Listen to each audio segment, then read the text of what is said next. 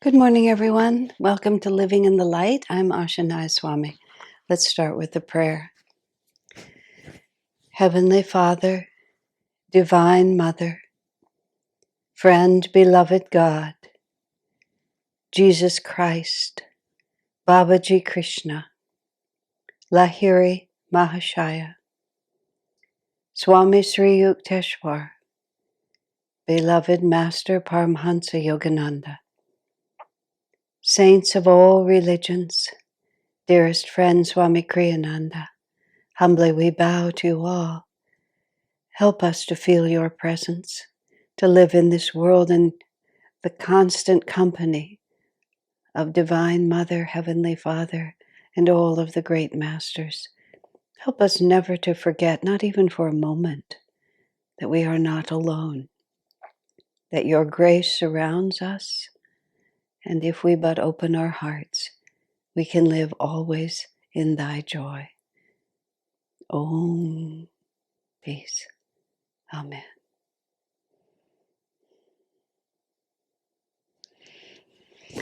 All right, my friends, let me just readjust this.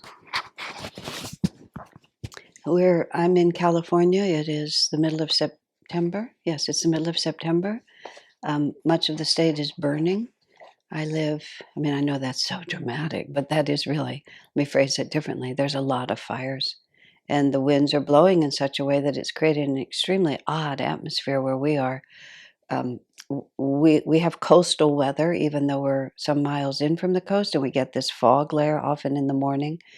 It's a little, I've been reading the weather report about it. So we have the fog layer on the ground. So the air that we're breathing is actually not particularly smoky or even smelly. But above it, there's this huge layer of smoke, which is actually blocking the sun to such an extent that it doesn't feel like morning. It feels like evening. I record here at 9 in the morning, but the feeling of it is that it's moving into sunset. All of us, this is the second day of this. Yesterday, I pull my blinds down in the evening because I have all these windows and I like a little privacy when I turn the lights on. I opened them in the morning. I opened them in the morning. And then when I came back upstairs, I started pulling them all down. It was like, it was like 8 in the morning. What I'm commenting on is, of course, everyone everywhere is going through a lot of different things right now. This reminds me of 1989 when we had an earthquake, and I was inside the apartment I was living in at that time, not this house, a different one, and the building was moving. It's quite something when you watch a building move. And so the obvious problem, anybody who was thinking would think that the building was moving, get out of the building. So the whole earthquake lasted, I believe, less than a minute. So I go running out of the building with the deep subconscious expectation that the problem was the building. And then I'm standing on the lawn, and of course the trees are also swaying in ways I've never seen them before, and the ground is rippling. And even as I watched the swimming pool, the water in the swimming pool came up like a small tsunami, over the edge of the fence, and much of it just fell onto the grass. And and in that moment, all of these never questioned expectations of life just are vivid right in front of me because where is security in this moment? Because literally the world was, what was the crash of breaking worlds? We love to say, stand unshaken amidst the crash of breaking worlds.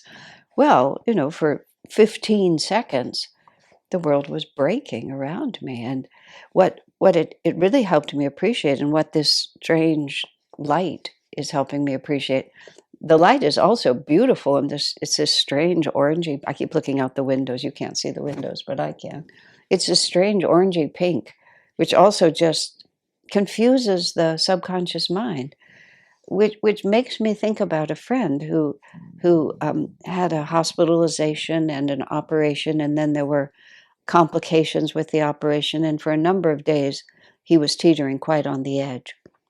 And I never heard all the details of his experience, but he pulled very far out of his body. It wasn't his time to die. But he commented later, and these were the words, "It's not that easy to get out of your body." he said the threads of karma are very, very twisted and very complicated. I remember when our wonderful friend Paula died, and that would have been 20 years ago at least. She died quite consciously. Um, Her story is written up in Swami Kriyananda as we have known him, and also in Nalini's wonderful book, Nalini Graeber's wonderful book, Transitions with Grace, which if you haven't read it, you really ought to. It's a thrilling read. It's all about, it's like 20 or 25 stories of Ananda devotees or people close to them who died, Transitions with Grace. When Paula died, she was 3 days in the hospital. She was in the hospital and it was the third return of cancer, and there was no hope, and she knew it. And she spent 3 days saying goodbye to everyone. She was fully conscious the whole time, entirely cheerful the whole time, completely stoic. She was on sufficient morphine that she wasn't in intense pain, but her mind was very clear. And she had supplemental oxygen. And then the last evening, she died at 5 in the morning. And she read some whispers, poems, and things about midnight, and we all went to sleep. But she made no comment about it. But I looked over and she just pulled the oxygen out, just put it down, she was done. And a few hours later, she woke us up, and she was transitioning very consciously. But she was focusing on getting out of her body. But then this very plaintive voice said, "This is very hard. You have to help me." And I believe Jyotish was in the room because I feel like it was his voice that started chanting Om. And we chanted Om with her. And then she said, God, Christ, Guru. And then soon after that, she left her body. And this tremendous wave of grace just came over the room. Swami refers to the concept of an astral wind, which is it's exactly what it feels like, because it feels like this enormous wind goes over you, but there's no wind, there's no physical wind. That was what I felt when she died, this enormous rush of energy, and it felt like this angel that was as big as the room was just passed right just inches above my head like that. Um, and but the part that I remember is this is very hard. And my putting it with my other friend, where all the different webs of karma are there, and all of this comes back to how many assumptions we live with all the time that are so deep in us and are so taken for granted, we don't understand that they're not true. We don't think of them as delusions, just the fact that I am this body. When Jacqueline, Jomuna's father, died, she said, he did what people often do, which is the family hovers and hovers, and then you go outside for 5 minutes, and during that moment, the soul sneaks out of the body. And they do that on purpose. Do not feel like you've been negligent, because you're attached to them and they're attached to you. And it's hard to leave. When someone you love is still sitting at the dinner table, even if you're tired, you're going to just stay there because you don't want to go until they go. And that's just how the soul feels. I love my children, I love my wife, so I'm just going to stay here as long as you're here. And so when the beloved one slips out of the room, then finally the soul, which knows it has to say goodbye, will leave at that point. One of the transitions that I was privileged to be part of, the woman had brain cancer, and she had some kind of a final seizure. And they took her to the hospital, and they put her on a breathing machine. And we knew she was dying. We knew she wasn't coming back, and her husband was sitting there. And we stayed with her on the breathing machine for maybe a whole day. And then I finally said, "Why is she on a breathing machine?" It's just an obvious question, but it took us a day to ask it.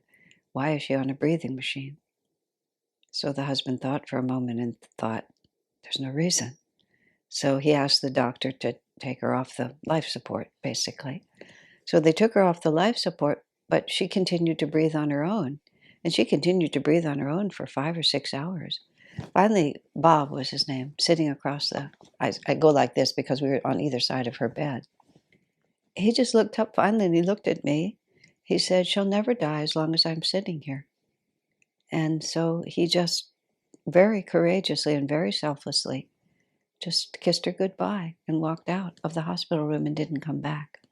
And it took her a couple of more hours, but a couple of more hours later she did pass, just like that. And just because I'm speaking of this, we'd been sitting with her for a long time, and we were hungry, and there were about 5 of us from Ananda. We went downstairs, and we were just about to sort of have some breakfast, and another woman and I just immediately thought, we have to get back. We have to get back to the hospital room. And we just went upstairs, and she was in the transition. Her breathing had shifted from a strong effort to inhale to a strong effort to exhale. And if you're ever doing a death watch with someone, pay attention to that. It doesn't always happen, but I've seen it happen several times when I've been sitting there. Because first, you're trying to stay in. You keep trying to get air in. And then finally, you realize that what you're really trying to do, I'm speaking of the soul's perspective, you're trying to finish. Because you start your life with an inhalation and you exit with an exhalation. So there'll be a sudden point where the inhalation becomes small and the exhalation becomes the effort. And to my experience, which is limited, a person will die 5 or 10 minutes after that begins. Certainly, usually, it's a very quick transition. So we felt her soul wanted us with her. So we rushed back upstairs. Now, all of that is to say, the spiritual path is far more complicated than we know. And it behooves us to be humble. And it actually relates exactly to a new dispensation, which I'm talking about. Because what Swamiji is sharing with us here is the extraordinary role that our attunement with the Guru plays in everything that happens in our life. Yesterday we were talking about the protection that Master offers and how, outright tragedy is averted because Master's grace is around us. He can't, he can take a great deal of our karma, but he won't redefine our trajectory unless, well, I can't say he will, he might. Swami even said once that Master said, karma is A, B, C. It just follows a particular pattern. But for the devotee, it's different. It's just cause and effect. That's the phrase Swami used. Cause and effect are different for the devotee because the Master's grace is there. Now, bear in mind, cause and effect is a metaphysical fact. I mean, the karmic law of cause and effect in that sense. It's a metaphysical fact, which is it's an energy relationship. But energy can be shifted by any force of energy that's stronger than the pattern that's in place. And Master has infinite energy. So Master can completely shift the pattern of our karma because his energy is sufficient to do it. My ego energy is not, because it's too complicated. It's too caught up with the delusions I'm not even aware of. But Master stands outside of it. And karma works differently for a devotee. It's just as simple as that. And so what this whole revelation that we're talking about with the new dispensation is Swamiji really trying to help us realize that this is the fundamental reality we need to be working with on the spiritual path. Everything else is a method to make it possible for us to cooperate with this grace. Nothing else is an end in itself. That's an egoic misunderstanding. And those levels of delusion are just so deep. Swami recommends one practice. He said, I'm looking at my hand because he says, when you're washing your hands or when you're showering and washing your arm, just think someday this arm will just be dust. Just like, but this is me. Oh, but someday this arm will just be dust. I'm thinking of it now, so I'm going to put this in because I like to take the opportunity to say it. Many people feel that it would be an act of generosity to donate your organs after you die, because after all, it's just going to be dust. Why would you want it? Swami actually recommends against it, despite the generous gesture that appears. He said, because in order for those um, organs to be viable, to be transplanted, he said they have to be harvested, which is the euphemistic word they use. They have to be harvested um, very quickly after the medical definition of death has been declared, because they have to be harvested while there's still enough life force in them for them to be viable. Otherwise, they just turn into something inert. If there's still enough life force in them for them to be viable, Swami says the likelihood is that the soul is still somewhat nearby. Because he said, just because we are medically dead doesn't mean that the soul immediately um, relinquishes its relationship with the body, is how it is. I never finished about Jacqueline, about her father dying, because this is exactly it. She said she had just left the hospital. She got the call that he had passed. She went right back to the hospital, but he was already clinically dead. He was already out of his body. She said several things happened to her simultaneously when she walked into the room where her father's body was lying. The first was that inasmuch as she had always related to him through that body, she had made the natural error of thinking that he was that body. But when she was standing in the room suddenly, it was perfectly clear to her that he was not, and more profoundly, never had been that body. That the body was there. It had nothing to do with her father, but her father was in the room, because she could still feel his spirit hovering there. And she could feel that what she felt in the room was actually her father. The body had never been part of it. So even when we have exited from the body, it can take the soul, and it depends, if we're meditators and we are looking for the light and we're seeing our guru there, it would be easier for us. We're more accustomed to being out of the body, at least in principle. But nonetheless, you might be wanting to make sure everyone else is okay. Lots of things could happen.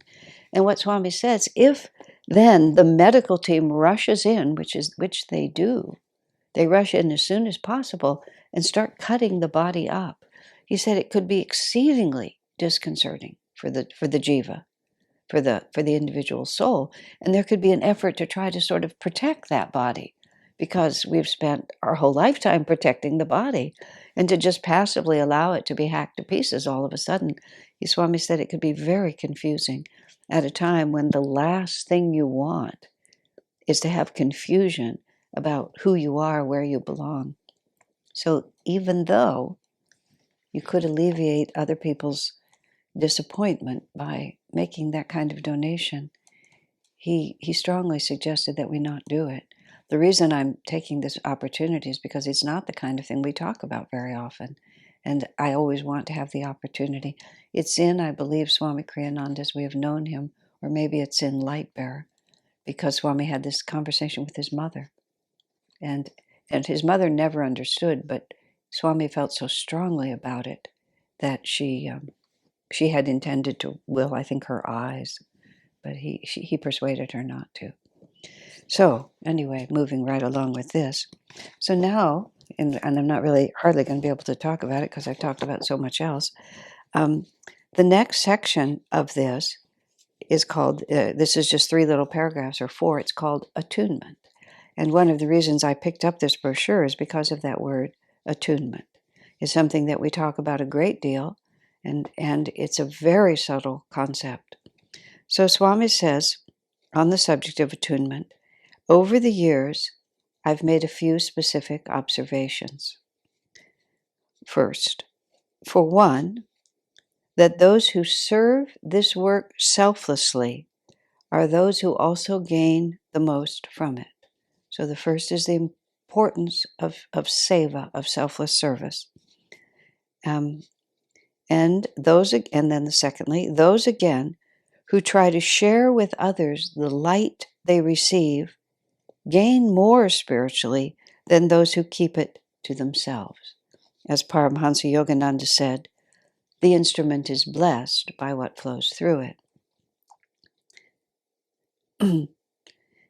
That they gain the most who seek attunement with others more advanced than they themselves are on the path.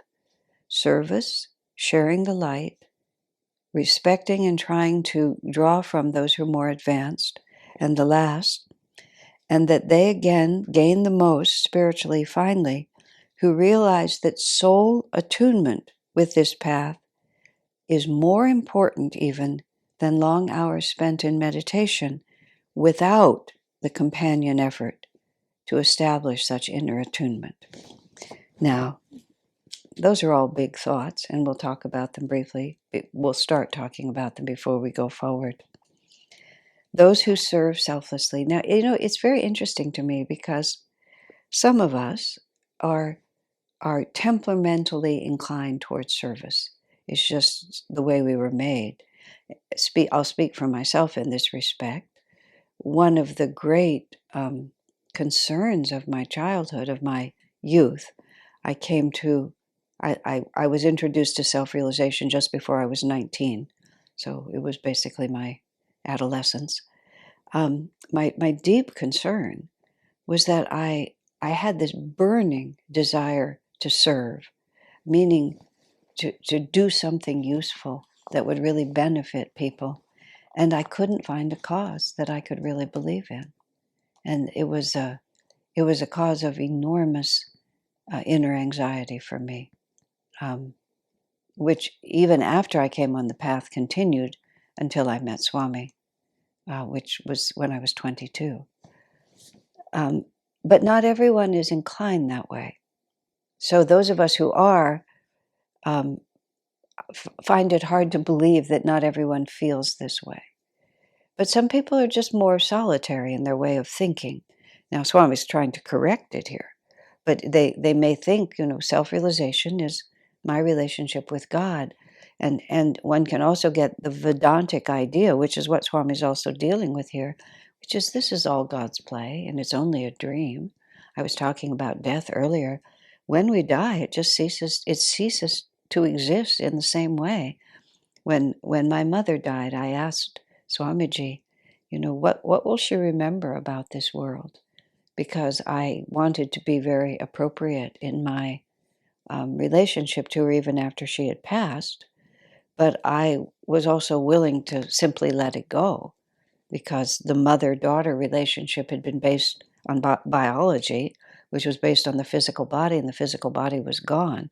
I mean, as a friend, as God, serving God, I had no reason to want to repudiate her, but I wanted to be appropriate.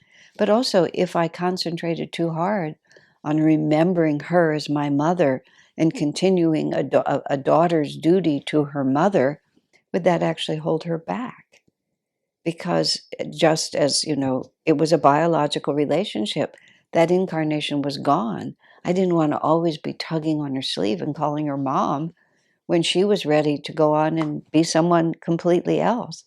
So I asked Swami, will she know? Will she remember? His comment was interesting. My mother was not a devotee. She was a good woman, but she was not a devotee.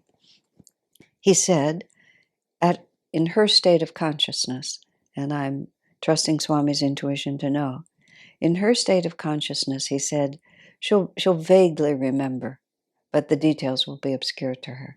Interestingly, I deeply believe she remembered my father very vividly, because my father lived for 2 more years. And during the 2 years that my father was still on the earth plane and my mother was in the astral world, all 3 of her children, my sister and brother and I, later confessed after my father died that whenever we thought about our mother during those 2 years, she was always unsettled.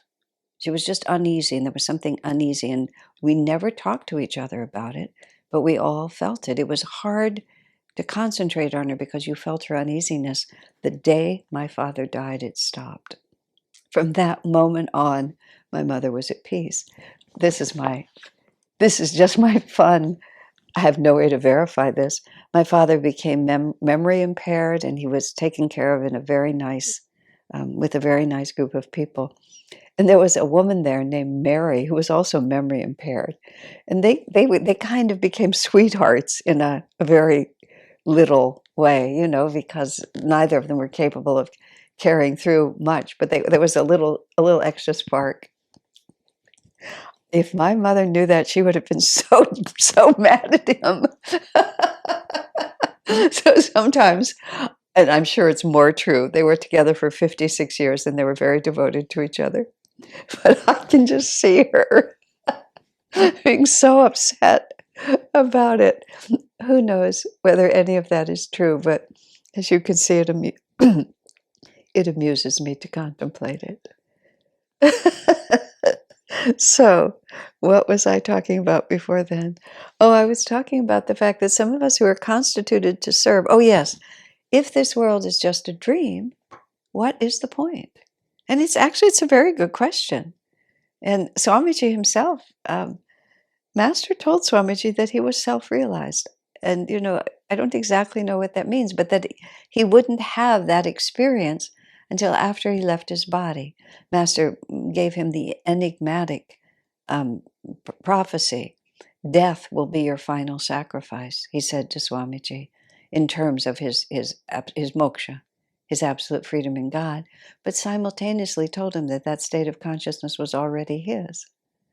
In the life of Vivekananda,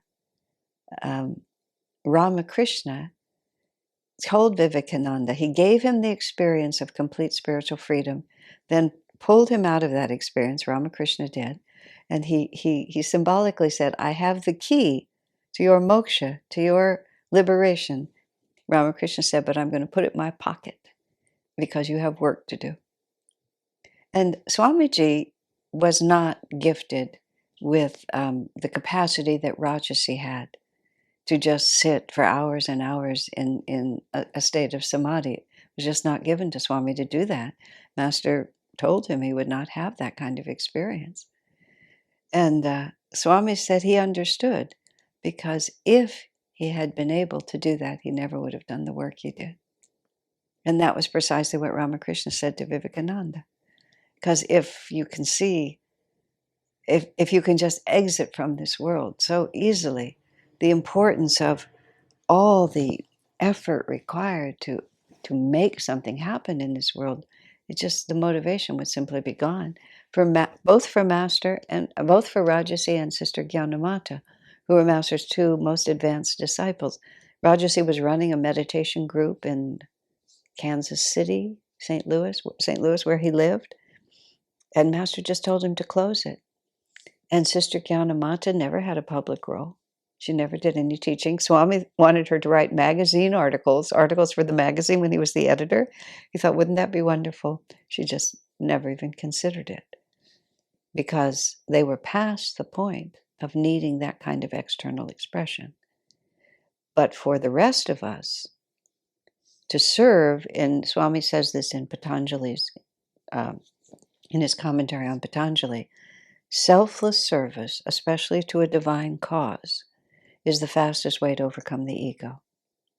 Because there's a very great danger, even on the spiritual path, that the desire for liberation itself strengthens rather than weakens the ego. And for Swami to say, the fundamental practice, one of the fundamental practices in order to attain divine liberation, because to become in tune with the Guru who will liberate you, is to selflessly serve his work, actually contradicts a certain widely recognized and adhered to philosophy that this world is a dream, and what difference does it make? Well, I'm going to explore that a little bit more the next time we meet. God bless you.